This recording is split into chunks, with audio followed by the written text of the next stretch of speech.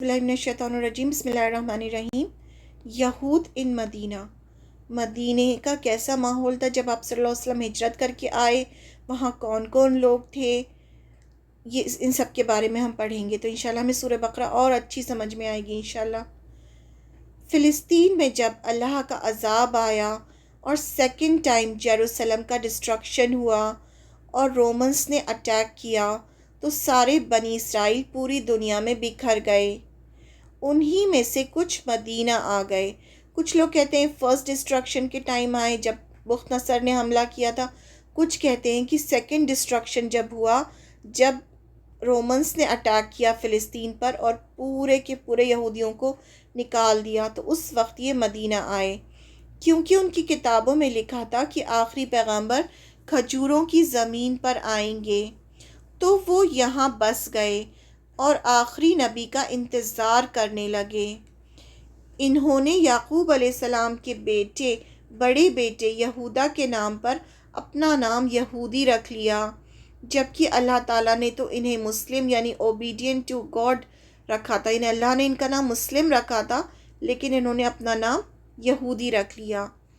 अब यहूद के 3 कबीले जो थे वो मदीना में मौजूद थे जब आप, और ये बहुत अच्छे से अरबी भी सीख गए थे और इनके पास तौरात भी थी और ये बहुत मशहूर भी थे। पहला कबीला था बनु नज़ीर, दूसरा बनु कैनका और तीसरा था बनु कुरैज़ा। अब मदीने में 2 कबीले अरबों के कबीले थे, एक औस और एक खसरज। औस और खजरत जो थे वो अरब कबीले थे और ये 3 कबीले यहूदी थे। अब बनु नज़ीर और बनु कैनका जो थे ये दोनों खजरज कबीले के दोस्त थे और मदीने से थोड़ा बाहर रहते थे, जबकि बनु कुरैज़ा ये औस कबीले के दोस्त थे, ये मदीने के अंदर रहते थे।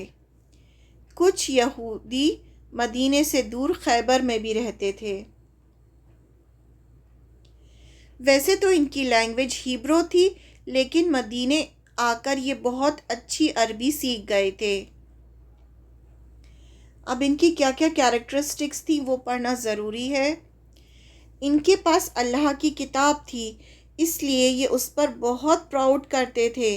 अरबों को उम्मी यानी जाहिल कहते थे, क्योंकि अरबों में कोई अल्लाह ताला ने पैगंबर नहीं भेजा था इस्माईल अलैहिस्सलाम के बाद, और अरबों के पास कोई किताब भी नहीं थी, इसलिए ये अरबों को बिल्कुल उम्मी जाहिल इस तरह से समझते थे और ये अहले किताब कहलाते थे, किताब वाले, पीपल ऑफ बुक कहलाते थे ये। और अरबों को ये बहुत ही मतलब बहुत कम समझते थे कि ये तो जाहिल लोग हैं। इनको प्राउड था कि ये पैगंबरों की औलाद में से हैं, अल्लाह के चुने हुए बंदे हैं और इनके पास आखिरी नबी आने वाला है। ये जो था, इनको बहुत ज़्यादा इस चीज़ का घमंड था कि हम तो अल्लाह ताला के चुने हुए लोग हैं और हम अल्लाह ताला की हम जो है, हमें अल्लाह ताला ने पैगंबरों की औलाद में से पैदा किया है और आखिरी पैगंबर आने वाला है, हमारा आखिरी पैगंबर आने वाला है।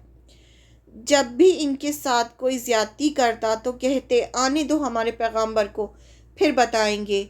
इसलिए मदीने वालों को अच्छे से पता था कि कोई नबी आने वाला है। इसलिए जैसे ही औस और खजरज को आप सल्लल्लाहु अलैहि वसल्लम के बारे में पता चला, वो पहले ही मुसलमान हो गए और अंसार कहलाए। यानी औस और खजरज बहुत अच्छे से जानते थे, क्योंकि इन्हीं के दोस्त थे, इनके हलीफ थे, दोस्त को हलीफ कहा जाता था। तो ये जानते थे कि हाँ आखिरी पैगंबर आने वाला है। तो जब आप सल्लल्लाहु अलैहि वसल्लम ने अपनी नबूवत का ऐलान किया, तो औस के बहुत सारे लोग और खजरज के बहुत सारे लोगों ने जाके आप सल्लल्लाहु अलैहि वसल्लम से बैत अक़बा की और मुसलमान हो गए। और बाद में यही औस और खजरज के लोग जो मुसलमान हुए थे वो अंसार कहलाए। तौरात जो थी वो इनके पास थी, लेकिन उसको सिर्फ उलमा पढ़ते थे, आम लोग तौरात को नहीं जानते थे। کوئی بھی دین کی بات ہوتی تو سب ان سے پوچھنے آتے، ان کو بہت عزت دی جاتی تھی۔ جب آپ صلی اللہ علیہ وسلم نے نبوت کا اعلان کیا تو اہل مکہ بھی ان کے پاس آ کے ان سے پوچھ کے جاتے تھے کہ اب ہم کیا پوچھیں آپ صلی اللہ علیہ وسلم سے کہ ان کو پروف کریں کہ وہ پیغمبر نہیں ہے، تو یہی بولتے تھے کہ اب جا کے یہ پوچھو، اب یہ پوچھو۔ دین کو انہوں نے پیسہ کمانے کا ذریعہ بنا رکھا تھا، لوگوں سے پیسے لیتے تھے اور ان کی پسند کے فتوے دیتے تھے یہ جو یہودی تھے۔ تورات میں کافی اپنی مرضی سے چینجز کر لیے تھے اور لوگوں سے کہتے تھے کہ اللہ نے ایسا کہا ہے، اسی لیے تو اللہ تعالیٰ نے پھر قرآن مجید پہنچایا۔ قرآن مجید کی پھر ذمہ داری اللہ تعالیٰ نے خود لی کہ اسے قیامت تک کوئی چینج نہیں کر سکتا، کیونکہ انہوں نے تورات میں بہت چینجز کر لیے تھے اپنی مرضی سے۔ مدینے کا پورا بزنس انہوں نے اپنے ہاتھ میں لیا ہوا تھا، مدینے کی کھجوروں کو ایکسپورٹ کرتے تھے اور بدلے میں کپڑا، غلہ، شراب امپورٹ کرتے تھے۔ انٹرسٹ پر پیسے ادھار دیتے تھے، جبکہ ان کے کتاب میں سود حرام تھا، پھر بھی یہ انٹرسٹ پر پیسے دیتے تھے۔ عرب ان سے پیسے ادھار لیتے اور خوب لٹاتے کہ لوگ کہیں کہ کتنا خرچ کرتے ہیں، اور جب پیسے ادا نہیں کر پاتے تو یہ ان کی زمینوں پر، باغوں پر قبضہ کر لیتے۔ آہستہ آہستہ ایک بڑے حصے کے مالک بن چکے تھے، انہیں مدینے کی بہت ساری زمین پر انہوں نے اسی طرح سے قبضہ کر لیا تھا۔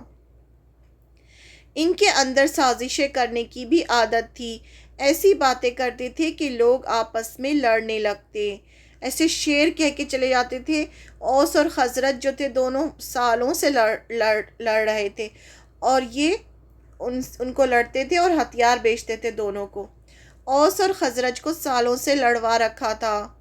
یہ لوگ ہنرمند تھے، میٹلز کو مولڈ کرنا جانتے تھے۔ یہ سب ہم بنی اسرائیل کے بارے میں پڑھ رہے ہیں، جو اپنے آپ کو یہود کہتے تھے، مدینے میں جو تھے، ان میٹلز کو مولڈ کرنا جانتے تھے، اس سے ویپنز بناتے تھے، تلواریں اور جو اسلحہ ہوتا ہے، لوگوں کو لڑواتے، پھر لوگ ان سے ویپنز خریدتے۔ اب وہ خریدے گا کون ان سے؟ جب لڑیں گے تبھی تو ان کا بکے گا، تو وہ لڑواتے تھے اور اپنی چیزیں بیچتے تھے۔ یہ لوگ گولڈ سمتھ بھی تھے، یعنی سونار بھی تھے، جس سے ان کے پاس بہت پیسہ آتا تھا۔ اب خود کی پروٹیکشن کے لیے مضبوط قلعے میں رہتے تھے، جس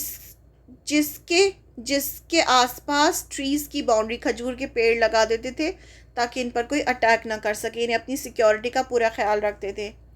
ان کے اندر یہ کانسیپٹ تھا کہ ہم اللہ کے چنے ہوئے بندے ہیں، ہم جنت میں جائیں گے، اگر جہنم میں بھی جانا پڑا تو کچھ ہی دن کے لیے جائیں گے، اور ہم ہی ہدایت پر ہیں، یعنی ہم جو ہیں بالکل صحیح ہیں، ہم اللہ تعالیٰ کے پسندیدہ بندے ہیں اور جنت میں ہم ہی جائیں گے۔